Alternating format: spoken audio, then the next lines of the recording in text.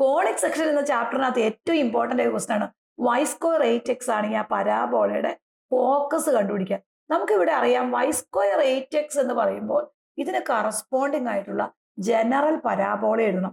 അപ്പൊ ഇവിടെ എന്താ വരും? Y square equal to 4ax വരും. ഇവിടെ നമുക്ക് ലെഫ്റ്റും ഈക്വൽ ആണെങ്കിൽ റൈറ്റും തമ്മിൽ ഇക്വേറ്റ് ചെയ്യാം. That is 4ax equal to 8x വരും. ഇനി ഇവിടെ നോക്കുക, എക്സും ക്യാൻസൽ ആയി പോകും.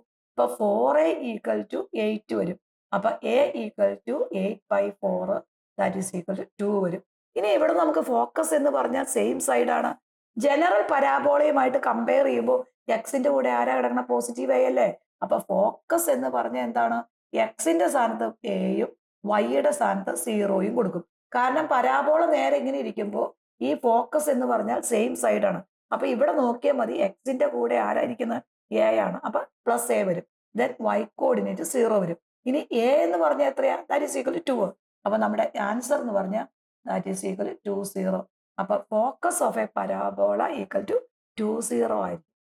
ഇതുപോലെയുള്ള ഷോർട്ട് വീഡിയോസ് ലഭിക്കുന്നതിനായി കുട്ടികൾ ക്ലാസ് ഓവറുടെ ഇൻസ്റ്റാഗ്രാം പേജും യൂട്യൂബ് ചാനലും ഫോളോ ചെയ്യുക. Thank U.